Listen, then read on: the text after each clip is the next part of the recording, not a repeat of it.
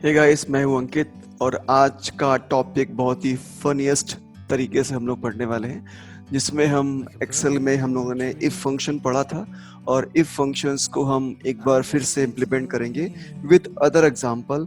और इसके साथ में इफ एरर के बारे में जानेंगे कि कैसे हम इफ एरर को यूज कर सकते हैं। तो ये वीडियो हो सकता है कि आपकी जिंदगी खराब कर दे या हो सकता है कि आपकी जिंदगी बदल दे।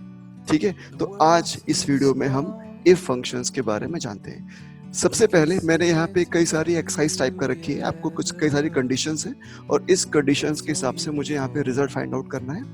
देखिए, यहाँ पे HRA निकाला है, टीए है एंड लास्ट में टोटल सैलरी फाइंड आउट करनी है। तो यहाँ पे DA में मैंने कुछ कंडीशन दे रखा है कि अगर कोई बंदा कानपुर का है तो उसे 4000 हमें HR आई थिंक DA मिलना चाहिए। दिल्ली है तो 5000, अदर सिटी है तो 2500। HRA में कंडीशन ये है कि अगर किसी एम्प्लॉय की सैलरी 10,000 से कम है भाई लोग, तो आपको यहाँ पे HRA मिलेगा 10%। 20,000 से कम है तो 12%। देन भैया अबव है तो 15% तो यहाँ पे ऐसे ही हम मेरे पास टीए लिखा हुआ है, तो बट मुझे यहाँ पर सीधे हम टाइम वेस्ट नहीं करते और HRA निकालना शुरू करते हैं। देखिए, यहाँ पे सबसे पहले आप इफ इक्वल लगाएंगे, इफ फंक्शन लिखेंगे, देन यहाँ पे आप ब्रैकेट ओपन करेंगे और फिर से वही रायता लॉजिकल टेस्ट में क्या टाइप करने वाले हैं, कंडीशंस। तो यहाँ पे हम एम्प्लॉय की सैलरी सेलेक्ट करते हैं और लिखते हैं कि अगर इसकी सैलरी 10,000 से कम है तो हमें क्या करना है कि उसका सैलरी का 10% यहाँ पे HRA निकालना है। तो भाई लोग, यहाँ पे जो हमारा सैलरी लिखी हुई है वो CK2 में लिखी हुई है, तो जस्ट CK2 का ही हम मल्टीप्लाई करने वाले हैं 10%। तो अगर आप परसेंटेज का साइन लगा देंगे तो वो ऑटोमेटिक 100 से डिवाइड कर देगा। कॉमा लगाएंगे और अब की हम फॉल्स के बारे में बात नहीं करेंगे। एक बार फिर से इफ फंक्शंस को ओपन करेंगे और यहाँ से फिर वही कंडीशन लॉजिकल आपको फिर वही टाइप करना है। तो मैंने बोला कि भाई अगर CK2 में जो लिखा है अगर उसकी सैलरी 20,000 से कम है तो यहाँ पर हमें जो है HRA निकाला है 12%। तो सेम वही CK2 का मल्टीप्लाई 12 एंड देन परसेंटेज का साइन, और लास्ट में इससे ऊपर जो भी होंगे उनका 15% HRA निकल के आना चाहिए। तो मैं लास्ट में सीधे फॉल्स में यहाँ पे इफ कंडीशन नहीं दूंगा, CK2 का देन मल्टीप्लाई 15 एंड परसेंटेज, और आपको यहाँ पे गिन के ब्रैकेट क्लोज करने हैं। तो मैंने 1 2 एंड 2 ही ब्रैकेट खोल रखे हैं, तो मैं ब्रैकेट 2 ही क्लोज कर दूंगा। और जैसे आप एंटर की प्रेस करोगे, रिजल्ट आपके सामने है। एम्प्लॉय का 10%, क्योंकि इस बंदे की सैलरी जो है वो 10,000 से ज्यादा है, तो उसने ऑटोमेटिक 12% फाइंड करके आंसर निकाल दिया है। तो सेम वही काम करने वाले हैं, इसको हम बटन दबाने वाले लेफ्ट और नीचे की ओर ड्रैग करने वाले हैं। तो यहाँ पर एम्प्लॉय का HRA निकल गया। दोस्तों, मुझे लगता है कि आपको बहुत मजे से आज हम लोग पढ़ने वाले, ताकि आप बोरियत फील नहीं होनी चाहिए। तो देखिए, नेक्स्ट फंक्शन है यहाँ पे टीए निकालना। टीए का कंडीशन सेम वही है, अब क्या आपको HRA को लेकर निकालना है।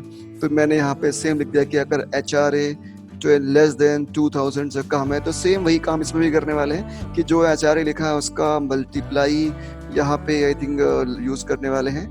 कितना परसेंटेज है मेरे पास, आई थिंक यहाँ पे 5% है, तो देन 5% से मल्टीप्लाई, फिर हमने फिर ब्रैकेट ओपन, फिर अगर DK2 में जो HRA लिखा अगर वो लेस देन है यहाँ पे 5000 से, तो कॉमा, फिर से वही रायता फैलाने वाले हैं, D का 2 मल्टीप्लाई आई थिंक 6%।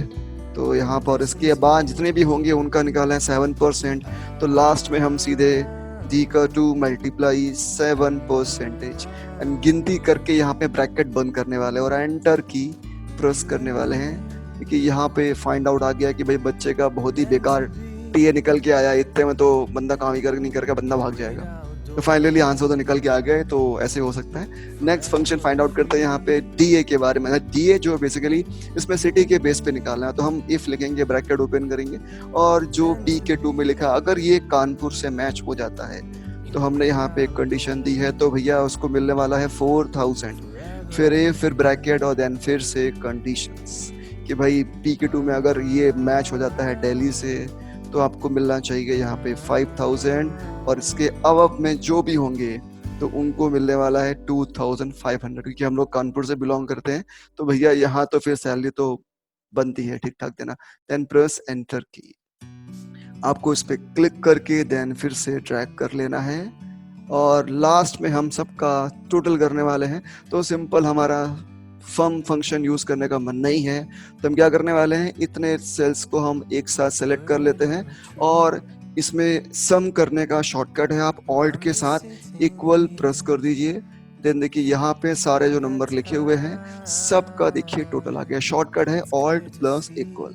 आप सेलेक्ट करो और देन देखिए यहाँ पे सम फंक्शन लग गया हुआ है कि C के 2 से लेके F के 2 तक के नंबर्स को ऐड करना है।